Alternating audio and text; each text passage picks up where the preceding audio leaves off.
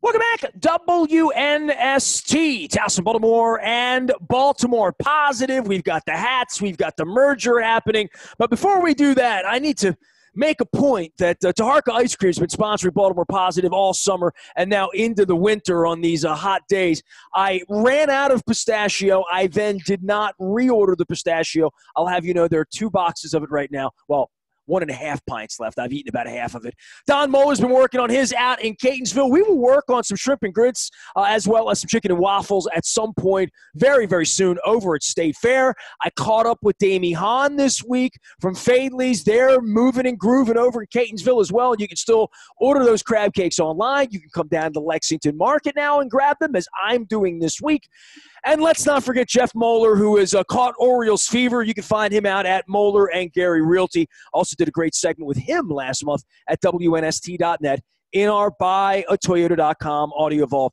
Don, I could ramble on and on and on about the president and about elections and about what's happening in November. But instead of rambling on and on, you and I have created Baltimore Positive to be informative and to be helpful, especially at this particular time and what I consider to be an American crisis. So I'll allow you to take the floor here because this is really your week. And I think a lot of it stems from your disappointment back in June as to how the American election process is being handled right now in our country. Yeah, we're going to talk about all of that, Nestor, and our special guest today, the director of the Board of Elections in Baltimore County, Katie Brown. Katie's been at it for 33 years. Katie, we've been through a few elections together, have we not? Yes, we have. Yep. Yep. Well, Katie, let's just jump in. First of all, thanks for all that you are doing. And as Nestor said, we've been on this voting thing for months now. And just recently, it appears we've gotten some clarity from the governor, fresh off the news, and it appears that the governor has acquiesced and is going to allow those of you running elections in the state to consolidate statewide down to 360 voting sites instead of the typical 1,600. Let's just start, Katie, with what all of this means. What we're trying to do is find out what this means for voting in the state of Maryland. So you're right there on the front lines. Walk us through it. Give us the For Dummies version. I hope I can do that. So what this means and how I understand it today, that's today. I don't know what might happen tomorrow when the state board gets back together and meets again. But how I understand it today is that we will have early voting. And in Baltimore County, that will be at our 11 early voting sites from October 29th through Monday, November the 2nd. And then on Tuesday, November the 3rd, there will be voting happening not only at those 11 early voting sites, but also at high schools throughout the county. Now, we need to really look at these high schools and make sure that they're all suitable to have them be an election day site. We're now going to call them vote centers. They're not going to be consolidated, because if we consolidate them, then people have to go to certain places. But when we make them vote centers, as an early voting site is, anybody can go anywhere to vote in Baltimore County. Hey, Katie, let's stop. Now, you have to be a Baltimore County resident to vote there, though, correct? Correct. Yes. Okay. Correct. Okay, great Yes. question, Nestor. Just like in early voting, you have to be a Baltimore County resident to vote at a Baltimore County early voting site. Not that we would turn anybody else away. If someone from Harford County, say, came to a Baltimore County site to vote, they would vote a provisional ballot.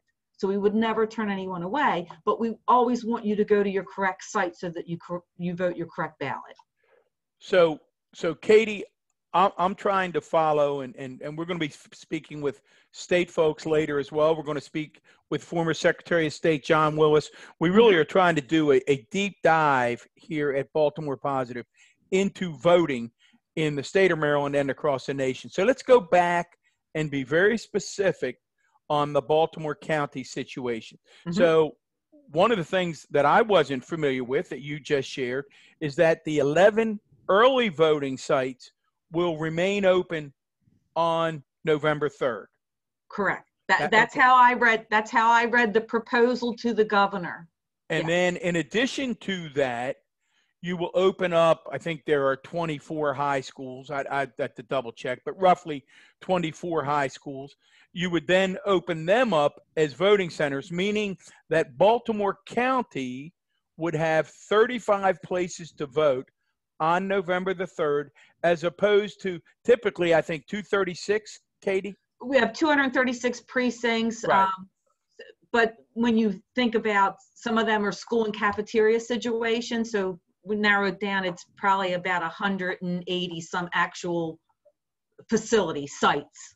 See, it's Okay, interesting because for some me have because doubled. I'm 52 and I've only really voted 2 places in my entire life, right? Like I've lived in Baltimore County, the home I grew up in at Colgate Elementary, and the whole building's gone now, right? So Well, it's a new one now. I'm very aware. Every time He's very happy. He's very happy. You know, I mean, it was sad to see the old girl go, but we went through this at Dundalk High as well. But we always voted at elementary schools, right? So like I would say that this high school thing, it's all new, right? Because the 236 you're talking about, I know there were some at-ease centers and different things like that, Don, but primarily voting has been in Baltimore County an elementary school thing. Is that correct? No, elementary, middle, and high. We use quite a few of the high schools. See, I would not know that. How would, I just wouldn't know how to vote in other places because I didn't live there, right? So to know community to community, because I'm thinking if you live in Hereford or if you live in someplace you can't just drive, you walk up the road like you could where I was.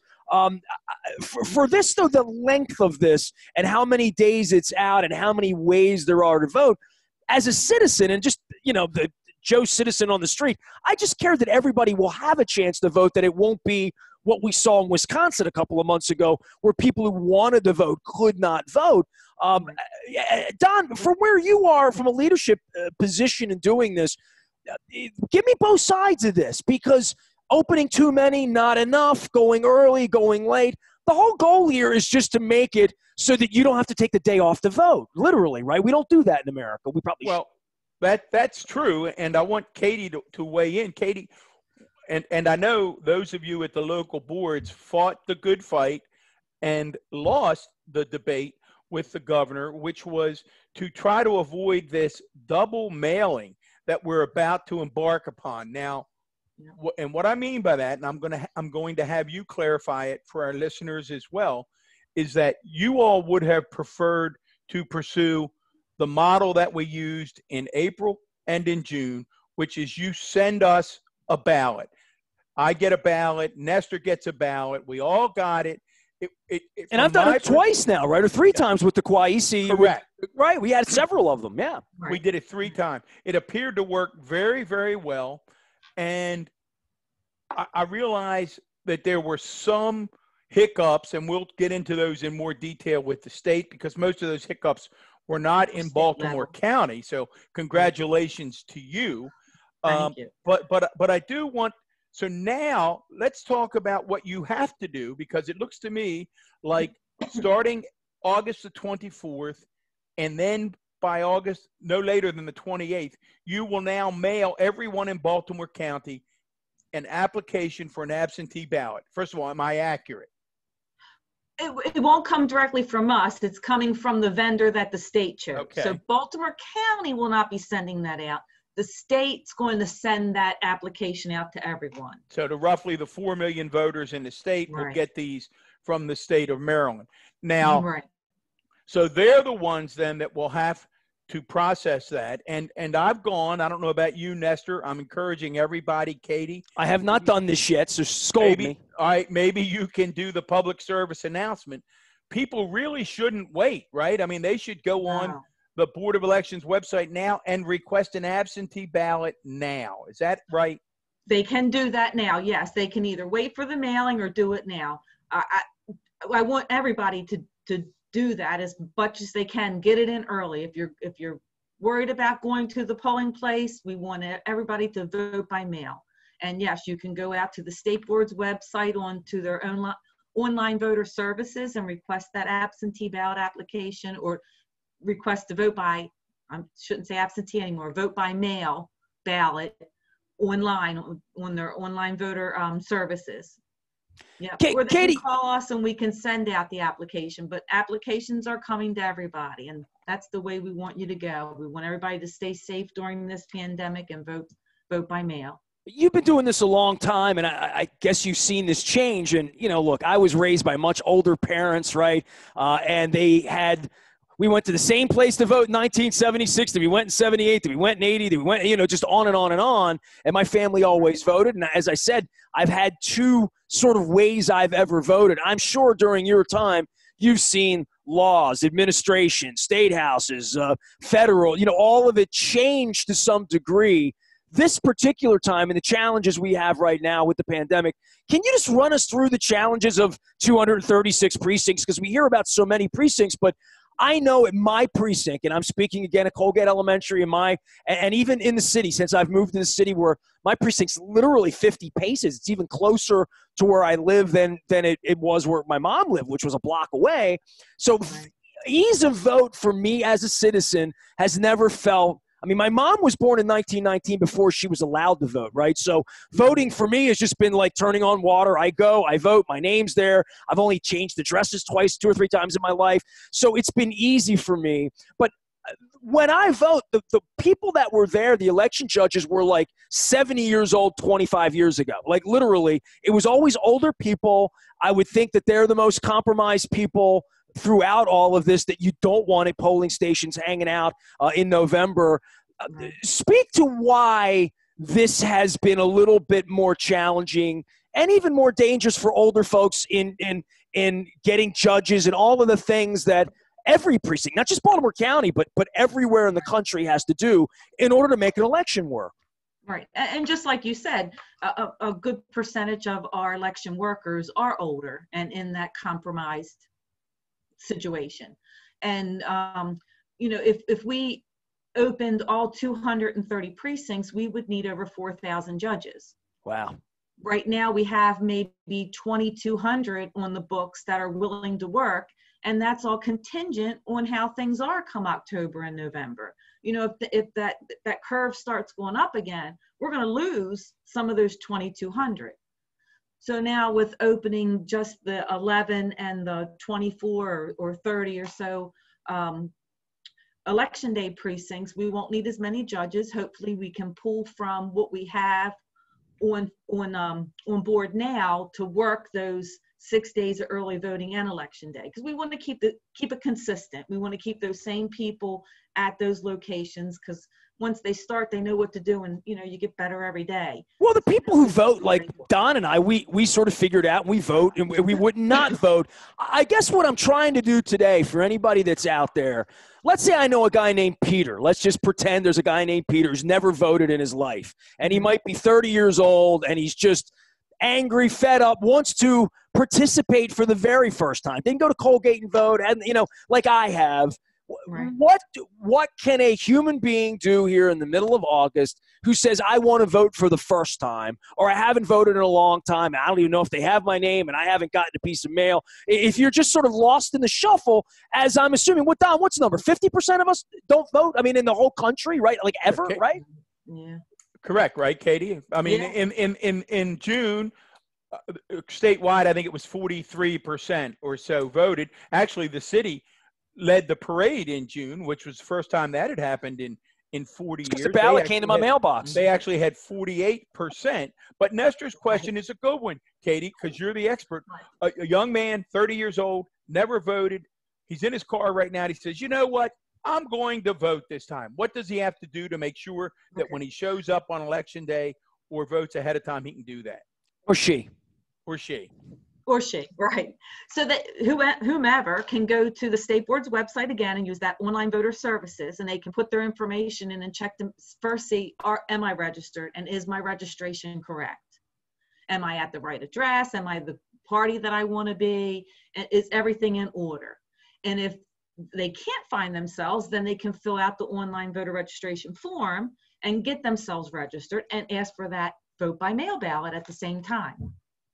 Now, Katie, and again, I want to encourage folks right now, don't wait for the mailing. Right. Jump on the website. It did not take my wife and I, it did not take us 10 minutes. We filled out the absentee request. The state board's been very, very efficient. We could track whether or not it was received. We have since received an email from them, so I give them high marks that Good. they've communicated back an email. We've got it. You'll be getting it in the mail. All of that is good. So that appears to be in place. Now, let's go back to the number of voting places in Baltimore County. Mhm. Katie, to avoid lines, have you given any consideration to using some of the large venues in the county? For example, you have a huge field house at Essex Community College. You have a huge one at Catonsville, CCBC. Got a good size one at Dundalk. Have we considered using larger mega sites so that folks would know that they could go into sort of the LeBron James, I guess, Right. approach to voting? Have we given any thought to that in Baltimore County? I have given thought to it. Have I pursued it? No. Is it something that I'm thinking of now? Yeah, I'd like to look into that and see, are they available? What will the charge be? Do I have it in the budget, or are they going to give it to us free of charge? So yeah, that is something to look into. Well, Yeah. if Dr. Curtinitis is listening, and she's a loyal listener and she's been with us, we're going to ask the good doctor to consider waiving that fee, because of there aren't going to be students on campus for the most part. Right. They're going to be online. There's ample parking. You could have literally hundreds of machines at CCBC Essex or CCBC Catonsville. People could get in and out both in early vote and on election day, because Right. the goal is to get as many people as possible to Yeah. vote, right? Yeah. Right. Katie, he almost sounds like a county executive, doesn't he? I mean, almost. He's got these ideas around here. Almost. Don Yeah. Mueller is with us, Katie Brown from Baltimore County, and we're trying to help educate folks on how to vote, if they've never voted, if you voted, how this could be different. But there is a part of this for all of us that we should say, go online, register, get the ballot in the mail, assuming you have a home and you have a home address. This will be the easiest way for everyone, right? And I think, Don, for you and I, this, as much as the president has railed against this while he's done this for his vote, you and I have now done this. That, yeah, it's fun to go. I miss pulling the levers, for crying out loud, back in the, Right. when I was young. But there was something about, I got the ballot, I pulled it out literally under the light where my stove is, I filled in the little bubbles, I pulled the envelope, I sent it. This is where it gets a little tricky. And Katie, I want you to, because Don and I did this, after we mailed, we were on the website like on speed dial. And you know how Don is. He was checking 3 times a day, and Right. Linda was checking 4 to see whether the vote got counted. And there was a little bit of it was less than clear. It was lacking clarity, is what I will say, as to whether, our ballot got there. And with all the Postal Service mess we have going on right now, there was the point where we mailed it in, and I thought, well, I hope they counted it. And how would I know if they counted it? And I want to give you some oxygen to speak to that, because I'm sure Don and I weren't the only ones with that concern back in the spring. Right. And you have to remember, too, we were going through this pandemic, and it was high at that time. So when any mail came back, we placed it in quarantine for 24 hours. So there was a 24-hour lag right there on whether it was received or accepted or whatever on your end also. And then once we brought it out of quarantine, we have to put it in our system that we received it in. And then once it's put in the system as received, then we have to wait for that next canvass day to then open it and tabulate it. And then once the board approves it, it gets put in as accepted. So it doesn't happen overnight. There are all these in-between steps that we have to do to get it to that point. Now, Katie, and you and I chatted off air about this, and I'm beginning to think that I'm just going to be one of those dinosaurs who has to make an adjustment and rethink how we count votes. And that's going to be hard for me, but like everything else, if I have to do it, I will do it. Because back in June, you all were permitted to count the or I guess they were all absentee at that point. Right. We'll call them vote by mail or absentee, same Vote thing. by mail, right. Mr. President, they're the same thing. So you all counted them as they came in, so that on election night in Baltimore County, you guys have increasingly done, and I've said this to Nestor, you've worked with county government. You've really become one of the models in the state for getting results out in a timely manner. Yeah. You indicated to me that without action on the part of the state board or the governor, you're not even going to be allowed to open absentee ballots until 2 days after the election. Right. That's a problem for me, which means that on election night, there'll be no results truly from Maryland. Talk a little bit about that. Right. Yeah. I mean, that's going to be a problem for us too if that law doesn't change, that we won't be able to open or touch them until the Thursday after the election. So that's what we're hoping now. That sounds insane. That doesn't even sound like right? America. Like, what Right. country am Right. I in? Right. So we're hoping that they'll put emergency regulations in to allow us a couple weeks before Election Day to be able to open up whatever we might have and start tabulating them, but just embargo those results until election night, just like we did in the past. And I'm pretty sure that that's what's going to happen. At least my fingers are crossed that that's what will happen. Well, Katie, give us some insight into that as a director of a local board. I'm pleased to hear you say that you are cautiously optimistic.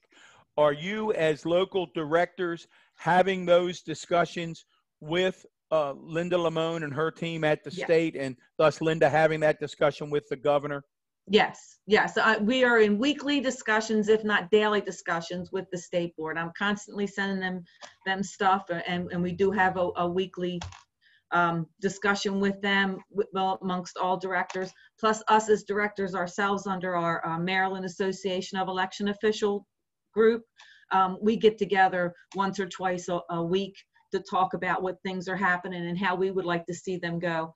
And I think you probably saw some of the letters and all that we've gotten together and written, and that the Mayo President David Garris has sent to not only Linda and the board, but to the governor also, on how we would have liked to seen the election handled.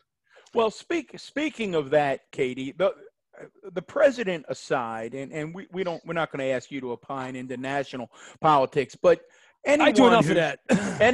Anyone who's listening would have me believe that when Don and Linda Moeller and Nestor and Jennifer Aparicio fill their ballots out and mail them, that it's going to be totally corrupt as to how they're counted. And there's a good chance that the four of us never have our votes counted or our votes are switched. Walk people through the security that you all take when ballots come into you, and how do you know it's Don Moeller's ballot? You signed it, and there's a barcode on it that once we scan that barcode in, it brings your record up, and we compare that, what's on that envelope to what's in your record, make sure the name and everything match. We don't do signature comparison. That's not a requirement, but I can't say that we don't look and make sure that that is. We're not required to do that though, but we do, as I think just as my staff is just conscious enough to do that. We look at that.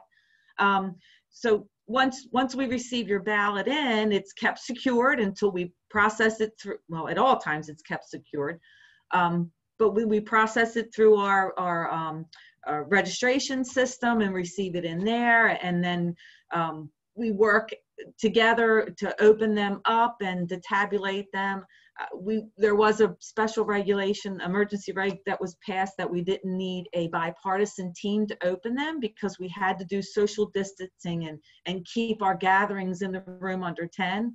So we got that to pass that only one person needed to open the ballot. But there was always somebody in there. They still always worked as a team and watched each other. I know not everybody agreed to that, but it still worked well.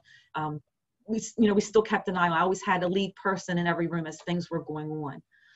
So things are kept secured. I mean, it goes through the entire process. There is never not a ballot that comes in this office that's not looked at and counted if eligible or marked as not eligible and put through the system the correct way.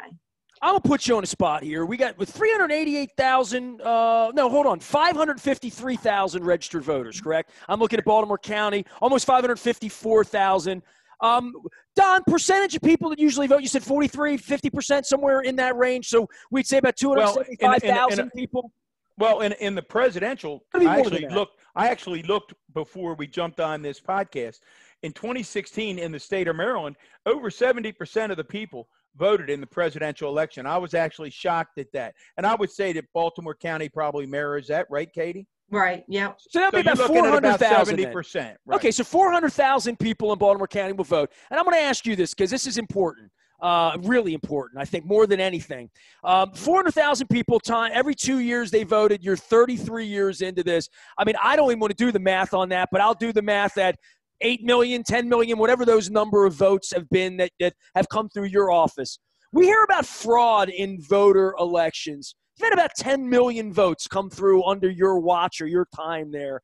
Mm-hmm. What do you know about voter fraud, at least in Baltimore County? I can't say that I've seen any of it. We've had some people that have voted maybe at election and returned an absentee ballot, but they voted a provisional ballot on election day that was rejected because of an absentee or mail-in ballot was that. But there have not been any cases of voter fraud. Well, I mean, even if it was voter fraud, it'd be one or two. It wouldn't even, there's no stuffing of ballots, right? Like stealing someone's ballot and mailing it in from 3 neighbors, that's fraud. It's terrible. You should go to jail for it. But the notion that somehow you could literally stuff in this country or in this county or in this state, that you could fraudulently move elections in broad numbers is and to have Americans who believe that, when people like you have done this for 3 decades and every one of you tells all of us it's impossible, it's that they've never heard of such a thing. I've not seen it in my 33 years now.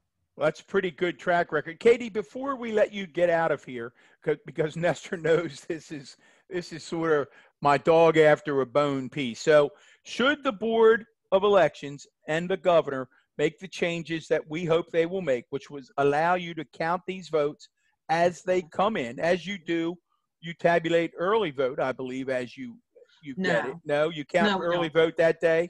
No, early voting doesn't, we never tabulated the votes from early voting until after 1 p.m. on election day, and they were the first reporting numbers at 8 o'clock. Okay, so if you were allowed, now blow holes in my theory, and you've done that before, you've never been shy about doing that. If you were to tabulate the early vote starting around 1 o'clock on November the 3rd, and you had been counting the absentees as they came in, so you would be able to upload those. Right. And is it reasonable if we were to get the change that we're asking for, that somewhere around 9:30 or 10 o'clock at night, Baltimore County would have a fairly significant portion of its vote ready to be viewed by the public? Oh, yeah. Yeah, definitely. Yep. So that's what we're hoping. I mean, I could tell you that I haven't looked today, but as of, I got to find my number real quick, how many applications? As of well, you got 2 from Don and Linda Moeller. I know that. Well, before I left Friday, already in our system, we had almost 25,000 mail-in ballot applications. That's 5% of the electorate already then. That's where you are. Okay. Right. So, and I haven't looked today. I don't know what it is today, but I'm sure it's more because my people have been working during the night. They worked all weekend trying to get caught up with all that have applied already, which I'm very thankful for. Keep applying, vote by mail. Let's keep this pandemic down. We'll be there for you if you need to vote in person, but try to vote by mail as much as you can. Well, everybody needs to stay diligent on this, and this, because the rules are changing, things are moving. We need to act, you need to act on it now. It's August. Get on it now to make sure you're not up against this and having to run out to Patapsco High School or someplace to vote November 3rd. Well, Nestor, while we didn't ask Katie to get political, I'll make a political statement, and that is that when the president and others attack the safety and the security of voting across this country, they're really attacking, and I hope folks who are listening get a sense of who Katie Brown is, because there are thousands of Katie Browns across this country who are working from morning to night to make sure that our vote is secure and that this American tradition continues the way the founding fathers dreamed it up. So let's not attack these folks at the Board of Elections. Let's support them. Let's give them the resources they need, and let every vote count. Somebody wants to be a judge or participate and be helpful to the American process and has a little extra time and a mask. What do they do, Katie? They can go to our website and sign up on our Baltimore County Elections website, or they can call 410-887-0982. And they get you. No. That's why I had to stop and think of the number. I don't want to go. They'll get someone in our election work. I'll give them Don's home number over in Catonsville. Katie, it's been great having you on. Thanks for being a great Baltimore Positive guest. Appreciate the work you do. Thank you. Count them up straight, and don't let them go home at 2 o'clock 2 days after the election if these ballots aren't counted. I'll come out there and help you count them, all right? I'll bring coffee, all right? All right.